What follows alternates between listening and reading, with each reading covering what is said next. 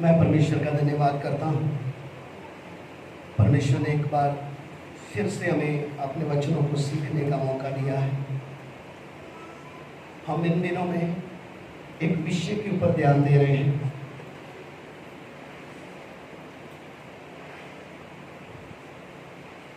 परमेश्वर का दास पौलुस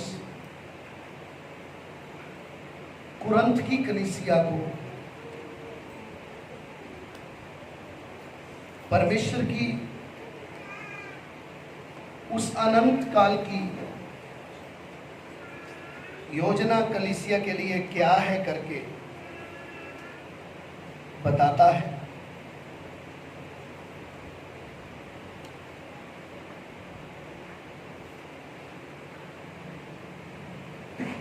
कि कलीसिया का प्रोग्राम सिर्फ इस पृथ्वी का नहीं है। कलीसिया का प्रोग्राम परमेश्वर की अनंत काल की योजना है।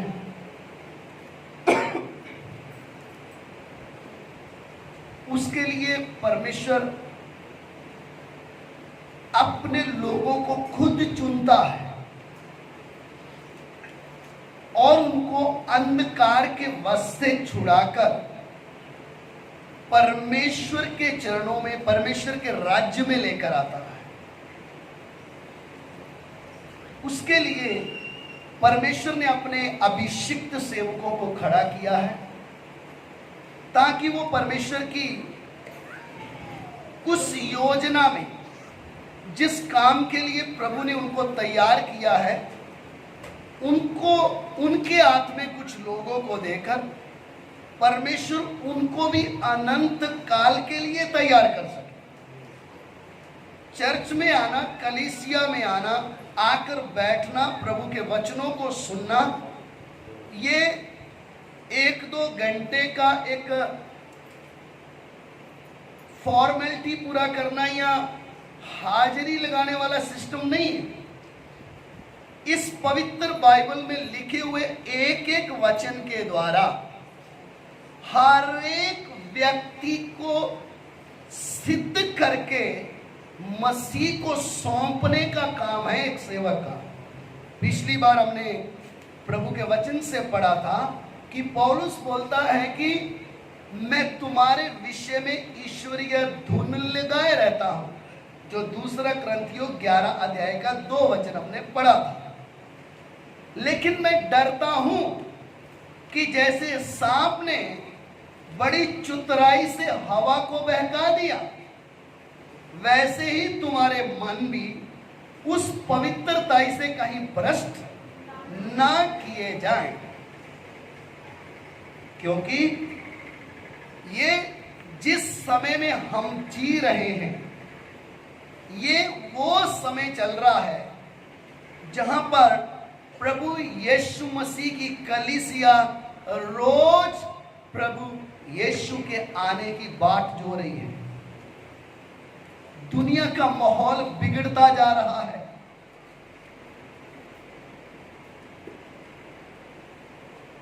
हर एक देश अपने गरूर में, अपने घमंड में जी रहा है।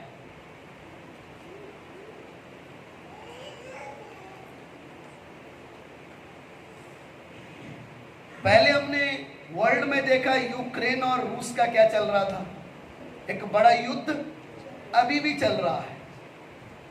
अब चाइना और ताइवान आपस में क्या कर रहे हैं, भिड़ने की कोशिश कर रहे हैं। अब उसके बीच में अमेरिका भी क्या कर रहा है, लड़ाई लड़ने के लिए तैयारी कर रहा है।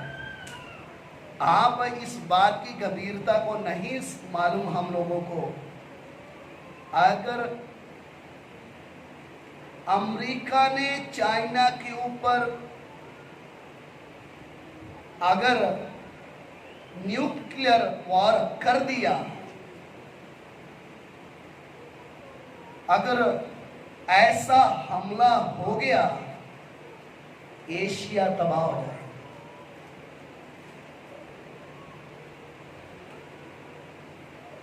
फसलें तबाह हो जाएगी, नस्लें तबाह हो जाएगी। हम जो चैन से बैठे हैं ना, बैठ नहीं पाए। दुनिया रोज घुट घुट के जी रही है, मौत के साया में जी रही है।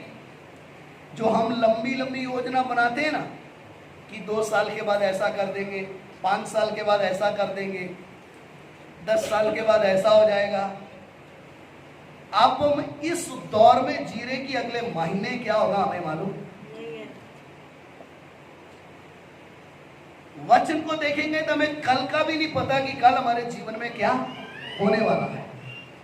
उस समय में इस पृथ्वी में परमेश्वर के लिए सिर्फ एक ही चीज है कीमती, वो है प्रभु यीशु की कलीसिया।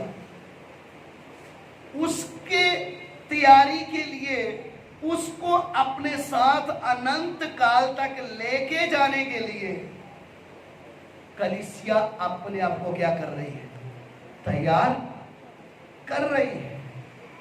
ध्यान दीजिए, परमेश्वर का दास हमें वचन सिखाता है, हमारी कमियां हमारी गलतियों को बताता है ऐसा नहीं करना, उनको मानकर छोड़ना वो किसका काम है? किसका काम है? वो हमारा है, कलीसिया का है। क्योंकि वचन आप पढ़ोगे तो प्रकाशित वाक्य में लिखा है दुल्हन ने अपने आप को क्या कर लिया है। शब्द चित्र समझे, मेमने का विवाह आ पहुंचा है और उसकी दुल्हन ने अपने आप को तैयार। मैं चाहता हूं वो वचन पढ़ लें ताकि आपको समझ में आ जाए हमारी रिस्पॉन्सिबिलिटी क्या है।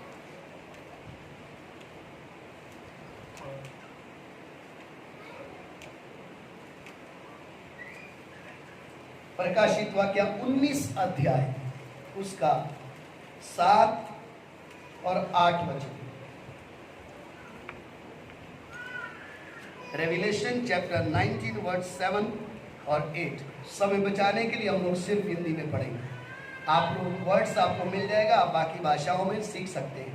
प्रकाशित वाक्य 19 अध्याय उसका 7 और 8 वचन। Revelation chapter 19 words 7 and 8। आओ हम आनंदित और मगन हो और उसकी स्तुति करें, क्योंकि मेमने का विवाह आ पहुंचा है और उसकी दुल्हन ने अपने आप को तैयार कर लिया है। उसकी दुल्हन ने अपने आप को तैयार कर लिया है। ये मैंने पिछले भाग में आपको बताया कि पौलुस बोलता है कि मैं पवित्र कुंवारी की तरह तुम्हें क्या कर दूं, मसीह को सौंपूं। वचन सिखाकर, सही मार्गदर्शन देकर मैं आपको क्या कर दूं, मसीह को। इधर एक बड़ी बात हमने पढ़ रहे कि दुल्हन अपने आप को क्या कर रही है। कोई सेवक, कोई पास्टर, एक भी व्यक्ति को अपनी ताकत से दुल्हन के उस स्थान में ले जा नहीं सकता है। मेरे प्यारों, जब हम परमेश्वर के वचन को समझते हैं, ये वचन मुझे पढ़ने के लिए सिर्फ नहीं दिया गया है, ये वचन मुझे सिर्फ इसको सुनने के लिए नहीं दिया गया है। इस वचन में दुल्हन की तैयारी छुपी हुई है, उसमें कलीसिया ने अपने आप को तैयार करना है। इसलिए हम क्या सीखने आ रहे हैं, परमेश्वर का वचन सीखने के लिए आ रहे हैं। ये मत समझे कि नहीं जाएंगे तो पास्टर दुखी हो जाएगा। पास्टर दुखी नहीं होगा, क्योंकि उसका काम है आपको सही मार्ग बताना। फिर भी आप उल्टे फिरेंगे तो उसके जिम्मेवार आप खुद हैं। दुल्हन ने अपने आप को क्या कर लिया, इसलिए अपने आप की तैयारी करने के लिए मैं इस वचन से दाहिने बाएं तो नहीं जा रहा हूं। यह है बात सोचने के लिए। ध्यान दीजिए अच्छे से। मैं जब इधर परमेश्वर के चरणों में हूं या वचन सीखने आया हूं तो क्यों? एक बड़ी कंफ्यूजन लोगों के दिमाग में है कि हमने वचन इसलिए सीखना है कि हम किधर पहुंच जाएं। आज कितने लोग वचन को ना समझने के कारण उनकी ये सोच रहती है कि हमने वचन इसलिए सीखना है, हम किधर चले जाएं, हम स्वर्ग पहुंच जाएं। स्वर्ग पहुंचने के लिए आपको वचन सीखने की जरूरत नहीं है भाई। वचन के अनुसार जीना या वचन के अनुसार चलने के लिए कुछ और योजना है। स्वर्ग तो आप क्या हो गए, स्वर्ग का तो आपने अनुभव कर लिया। अभी हम किधर हैं? आप कंफ्यूज हो गए लगता है। अभी हम किधर हैं? उसने हमें जब हम अपने पापों और अपराधों के कारण मरे थे, जिलाया और अनुग्रह से हमारा क्या हो गया? उद्धार हो गया। और उस उद्धार के साथ ही उसने हमें स्वर्गीय स्थानों में क्या कर दिया? अच्छी तरह समझिएगा। आज कितने लोग सोचते हैं स्वर्ग ही जाना है। अरे आप स्वर्ग में पहुंच गए, आपने स्वर्ग का अनुभव किया है। कहां पे? किधर?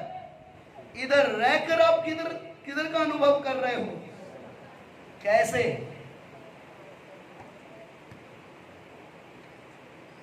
कैसे अनुभव है आपको? आप अंधकार के वश से क्या हो गए? छूट चुके हैं। आप उसके प्रिय पुत्र के राज्य में क्या कर चुके हैं? प्रवेश कर चुके हैं। स्वर्ग जाने के लिए वचन सीखने की जरूरत नहीं। यीशु मसीह की दुल्हन बनने के लिए वचन के अनुसार तैयार होना है अपने आप में। वो अधिकार, उसके आगे पढ़े उसका 8 वचन में, उसको शुद्ध और चमकदार महीन मलमल पहनने का अधिकार दिया गया, क्योंकि उस महीन मलमल का अर्थ पवित्र लोगों के धर्म के काम है। उसका पहरावा ही अलग है, उसको वो अधिकार मिला है। अगर आप उस गहराई को समझेंगे तो आपको समझ में आएगा। उसके लिए है वचन के अनुसार क्या होना? तैयार होना। और तैयार होना है तो उसके लिए कौन सा वचन चाहिए? जो हमें क्या कर सके? तैयार कर सके।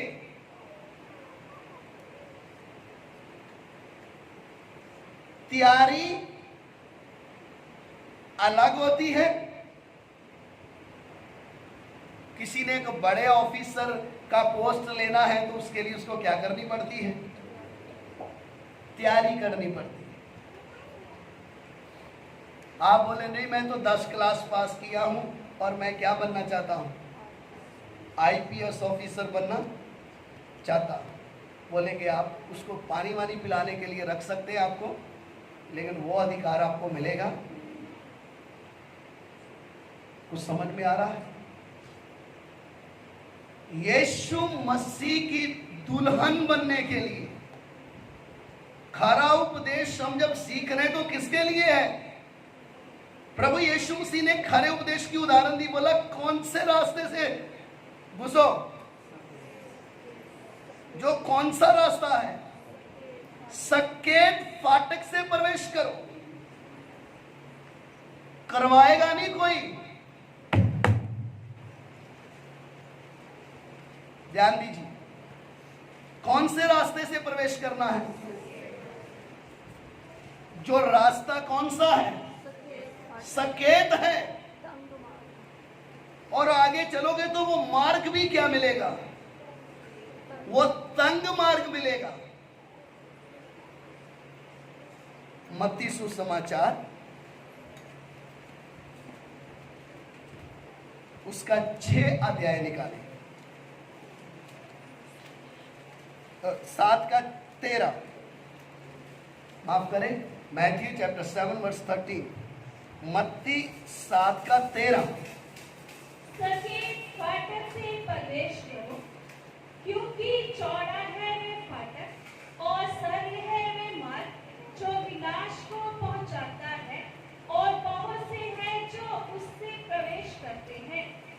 क्योंकि सकेत है वे फाटक और कठिन है वे मार्ग जो जीवन को पहुंचाता है, और थोड़े हैं जो उसे पाते हैं। प्रभु यीशु मसीह ने 2 मार्ग लोगों के सामने रख दिए। एक रास्ता, एक फाटक भी खुला है, और एक कौन सा फाटक है? एक तंग फाटक है। 2 फाटक है किसके पीछे जाने के लिए? नाम किसका लेंगे?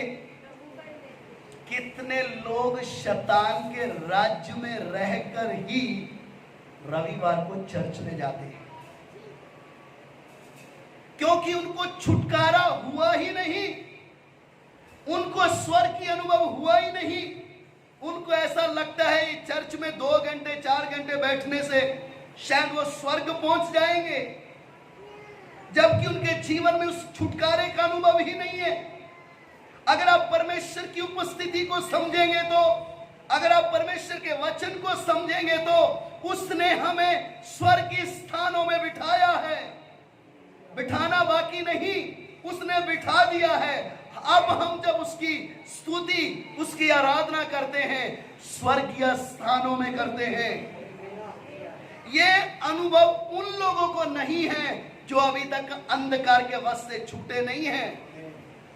परमेश्वर के वचन को आप अच्छी तरह पढ़ें। जिनको खुला मार्ग चाहिए, जिनको तंग रास्ते में प्रवेश नहीं करना है, वो शैतान के राज्य में रहकर हल्लेलुया स्तुति करते हैं, क्योंकि उनको खुला मार्ग चाहिए।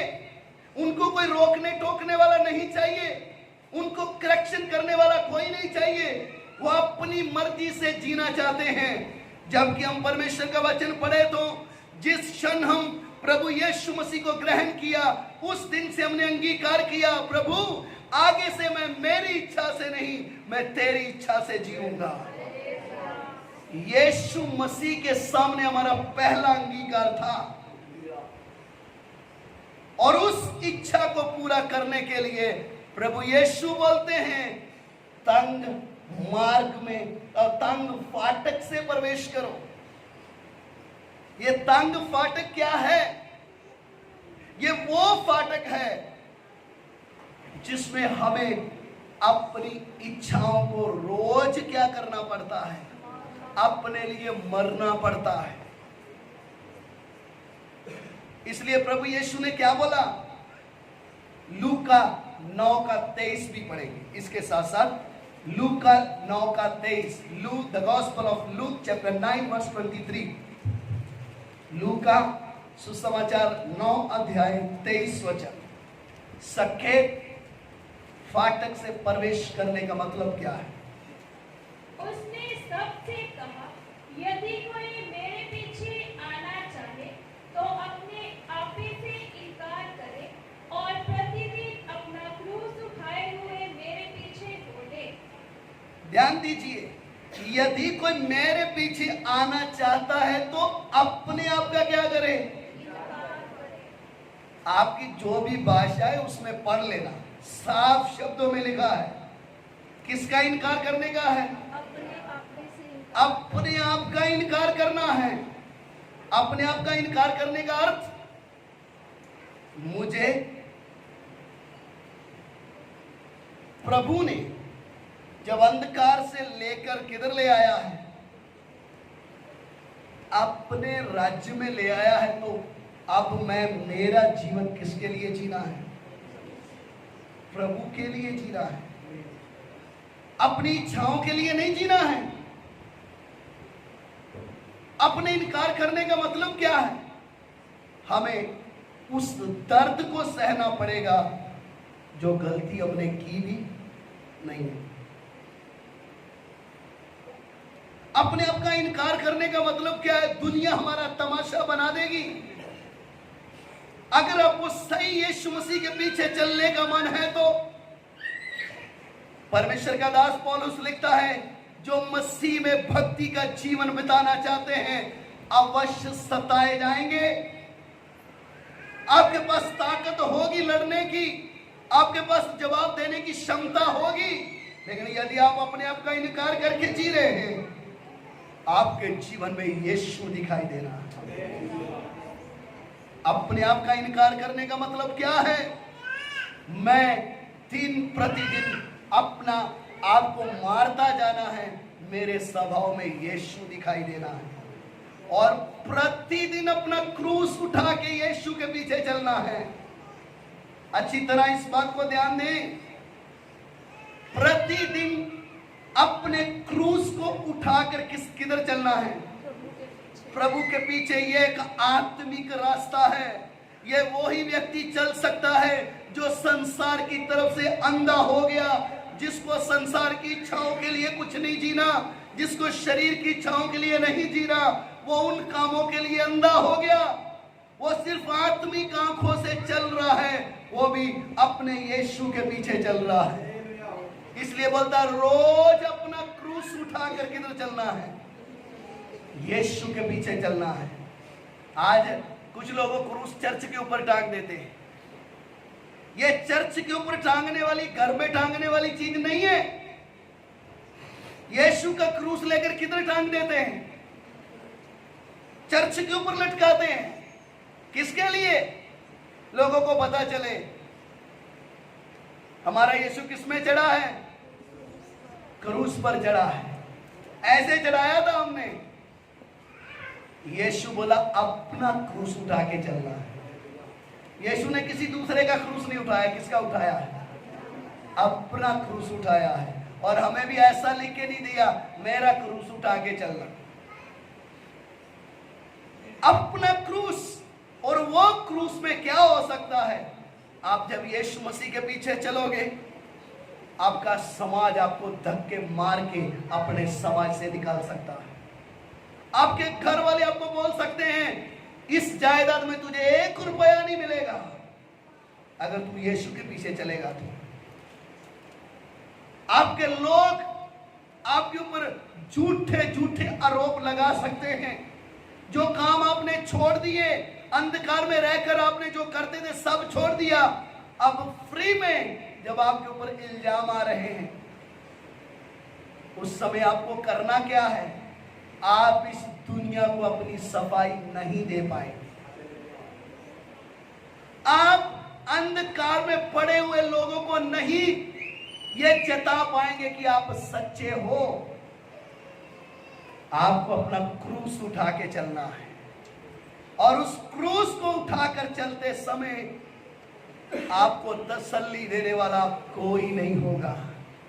ना मां, ना बाप, ना बेटी, ना पति, ना पत्नी, क्योंकि वो मार्ग ही ऐसा तंग है, सकरा है, जिसमें कोई व्यक्ति एक दूसरे को सहारा देके चल नहीं सकता है। उसमें सिर्फ एक ही सहारा देके चलता है, जिसने लिख के दे दिया जगत के अंत तक सदा मैं तुम्हारे साथ हूं। उसमें और कोई आपका साथ नहीं देगा, सिर्फ यीशु मसीह जिसने आपके लिए अपना क्रूस पर जान दिया है। इसलिए मेरे प्यारों, खारे उपदेश में चलना है तो यीशु मसीह ने जो बोला उसको अपने जीवन में पूरा करना है। वो क्या है? सकेत फाटक से प्रवेश करो। वो सकेत फाटक में प्रवेश करेंगे तो हमें अपने आप को मारना होगा। अपने आप को मारने का मतलब क्या है? पिलातुस यीशु को सामने खड़ा करके बोलता है, ये जितने भी तेरे ऊपर आरोप लगा रहे हैं, मैं तेरे मुंह से सुनना चाहता हूं सच क्या है। यीशु ने एक भी उत्तर उसको, मैं सही हूं और ये गलत है करके क्या नहीं दिया? सबूत नहीं दिया।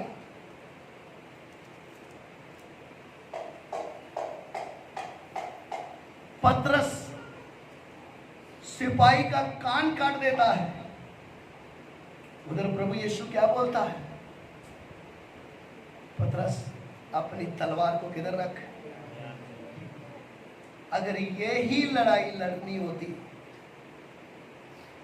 12 पलटन स्वर्गदूत अभी क्या कर देते और ये पृथ्वी में कोहराम मचा देते। किसको छू रहे हो? इकलौता पुत्र जिसके सामने पृथ्वी कांपती है। अपने आप को ऐसा शून्य कर दिया,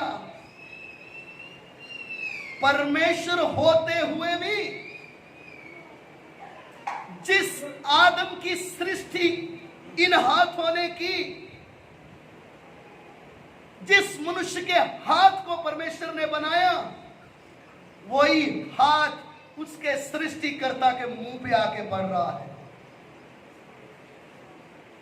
जिसके शब्द से मरे के अंदर जीवन आता था, जो चाहता तो कुछ भी कर सकता था, लेकिन एक मुजरिम की तरह बाजू बांधे हुए महायाजकों के सामने खड़ा है। मेरे प्यारों, अपने आप का इनकार कर रहा है। फ्री में दुख उठाने की आदत बना लो। अगर किसके पीछे चलना है? चतुर व्यक्ति, धोखेबाज व्यक्ति इस बुलाहट के लिए नहीं है। कितने लोग कलीसिया में होते हैं, 2 रूप। रविवार को अलग है, सोमवार से लेकर शनिवार तक अलग है। गलती उनकी नहीं है, वो भूल से किधर आ गए हैं। भेड़ों के झुंड में बकरी भी आ गई है, इसलिए कभी इधर सींग मारा, कभी इधर सींग मारा। असली बीज के साथ कौन भी निकल के आ रहा है? जंगली निकल के आ रहा है। मालिक को पूछा गया, मालिक ये जो जंगली दिख रहा है इसको अभी हम क्या कर दें?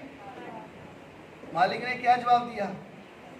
असली के साथ इसको भी क्या करने दो, थोड़ा इसका टाइम आएगा। मैं काटने वाले को बोलूंगा इसको काट कर क्या कर दे, अलग कर दे। ये इस लायक नहीं है कि किधर आ जाए, असली में आए। हर वो व्यक्ति जो बाइबल उठा के चल रहा है, यीशु यीशु बोल रहा है, किधर नहीं, किसका अनुभव नहीं ले रहा है? स्वर्गीय अनुभव उसके जीवन में। इसलिए मन में शांति नहीं, इसलिए उसके जीवन में वो वचन नहीं है जिसके कारण वो दिन प्रतिदिन बदलता जा रहा है।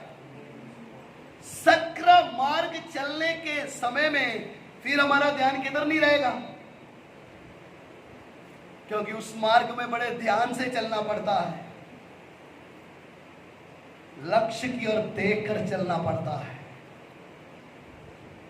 तब जाकर हम उस लक्ष्य तक पहुंचते हैं। इसलिए प्रभु यीशु ने खुद बोला सक्रा मार्ग, और उस मार्ग के अंत में मिलता क्या है? वह जीवन को पहुंचता है। मेरे प्यारों, अगर उस जीवन को हमने प्राप्त करना है, उस स्थान में हम पहुंचना है कि जैसे सर्वशक्तिमान परमेश्वर जिस योजना के लिए उसने अपनी दुल्हन को तैयार करना है, उसकी तैयारी में मैं अपने जीवन को सौंप कर चलना है।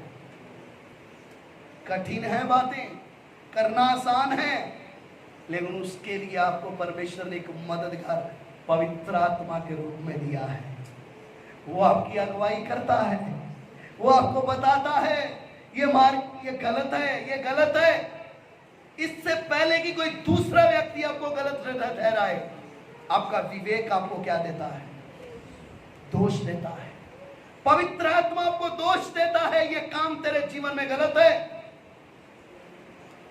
अगर तैयारी नहीं हो रही, अगर अपनी आत्मिक जीवन में उन्नति नहीं हो रही, आपको घुटने टेक कर प्रभु के चरणों में बैठना, प्रभु मेरा जीवन किधर को जा रहा है। आप ये ना सोचें कि प्रभु के पीछे निकलकर आ गए हैं तो चलो ये रास्ता बहुत क्या है, चलता है सब कुछ। कई लोगों की सोच क्या है, सब कुछ क्या करता है, बस जब गलती पता चल जाए तो थोड़ा सा क्या कर लेने का है, प्रभु के सामने दो आंसू बहा देने का, बोल देने का माफ कर दे, बस बात क्या हो गई, खत्म। आपको वचन मालूम नहीं है, इसलिए आपके दिमाग में ये बैठा है।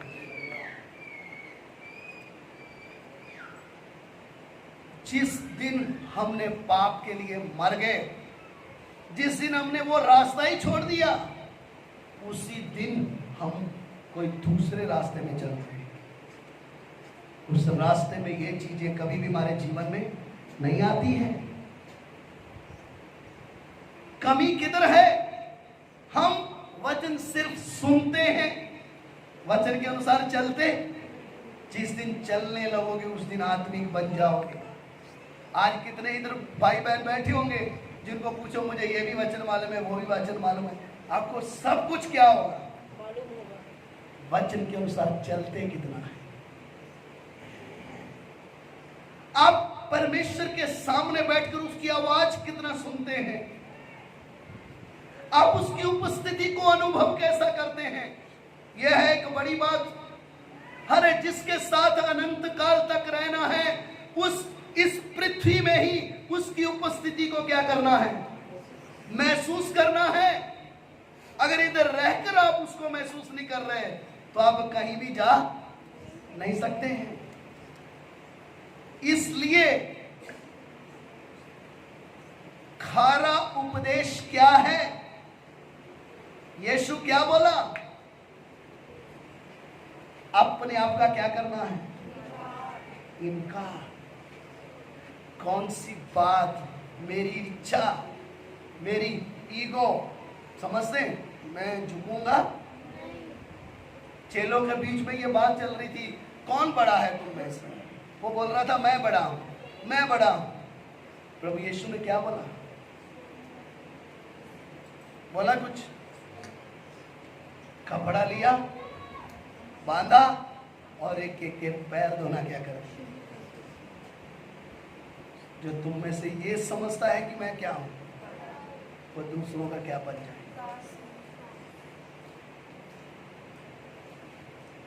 हमें किसी ने एक बात बोली, इतनी सी, वो भी हमने किधर रख लिया? किधर रखा है? इधर। ध्यान दीजिए, अगर हम एक बात सहन नहीं कर सकते तो थप्पड़ कैसे सहन करें? समझ में आ रहा है? किसी ने आपको उल्टा बोल दिया, वो भी आपने किधर रख लिया? हालेलुया हालेलुया, पूरा चर्च हिला रहे। जंगली है, असली नहीं। तैयारी नहीं हो रही, किसी और दिशा में चलने लग गए, रोएंगे एक दिन, लेकिन तब हाथ में कुछ भी आएगा। सिद्ध होने के लिए बुलाया है। सिद्ध होने का मतलब क्या है? हमारे जीवन की कमियों को क्या करते जाना है। अगर वचन सुनकर हमारे जीवन से कमियां नहीं निकली तो इस दुनिया में और कोई दूसरा रास्ता नहीं है जो आपको पवित्र कर सके। पवित्र वचनों को सुनकर आपके जीवन में पवित्रता ही नहीं आई तो परमेश्वर के दंड के अलावा अब और कुछ बाकी नहीं है। ये वचन सुनकर हम उसकी समानता में ना बने तो दुनिया में और कोई रास्ता ही नहीं जो हमें उसके जैसा बना सके।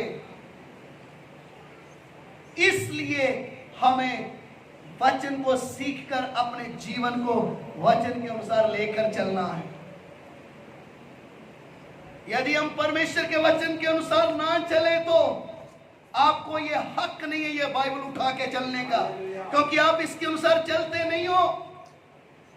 चलना है तो इसको उठा के चलोगे, तब लोग आपके जीवन को देखेंगे। इसको भी देखते हैं, आपके जीवन को भी देखते हैं।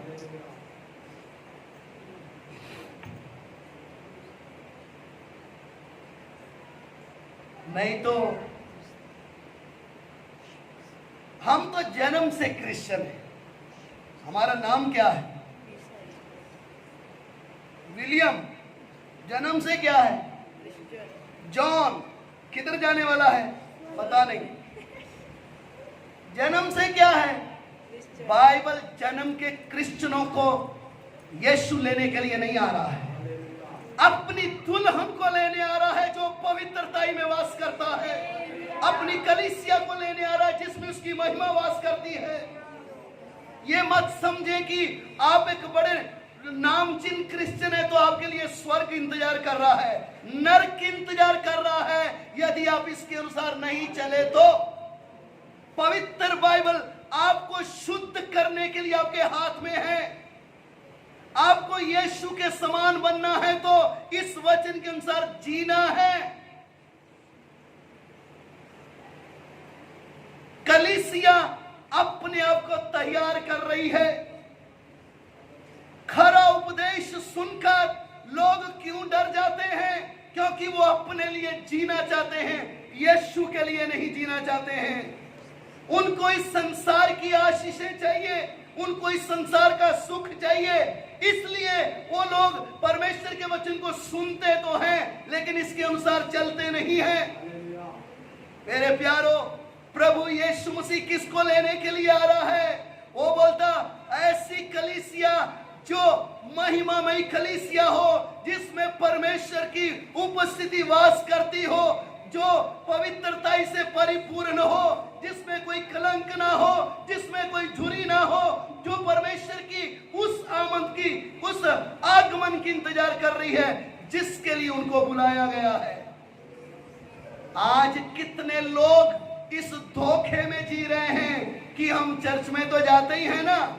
यहूदा इस्करियोती यीशु मसीह के साथ में रहकर नाश में चला गया।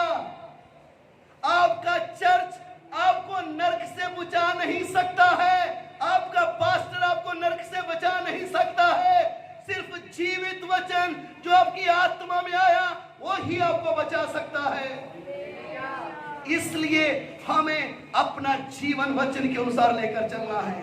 हमारी सारी ताकत, हमारी सारा जोर किसके लिए है?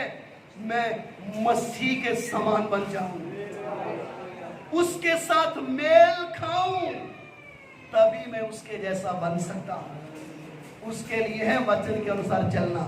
इधर आकर बैठकर सोने के लिए चर्च नहीं है, इधर आकर मोबाइल से खेलने के लिए नहीं है, इधर आकर इधर उधर देख लिया, कभी किसी को देख लिया, उस काम के लिए नहीं है। इधर दुल्हन की तैयारी चल रही है। यीशु जिनको लेने आ रहा है उनकी तैयारी चल रही है, क्योंकि ये भविष्य के राजा है, ये अधिकारी बैठे हैं, ये राजा हैं, ये यीशु के साथ इसी पृथ्वी में राज्य करने आ रहे हैं। वो है कलीसिया का उद्देश्य, उनके लिए है खरा उपदेश। वो सहन करेंगे, वो इसके अनुसार चलेंगे, वो अपना जीवन समर्पित करेंगे। प्रभु मुझे तेरे लिए जीना है, मुझे संसार के लिए नहीं जीना है। प्रभु मैं मेरी इच्छाओं को खुद मारूंगा, मुझे किसी के कहने से नहीं, तेरा वचन मुझे समझ में आ रहा है। आइए अपनी आंखें बंद करें, इस वचन के ऊपर थोड़ी देर ध्यान दें। हालेलुया।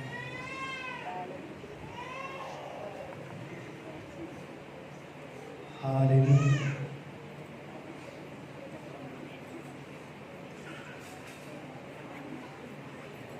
हालेलुया। थोड़ी देर अपना जीवन प्रभु के सामने जाना चाहिए।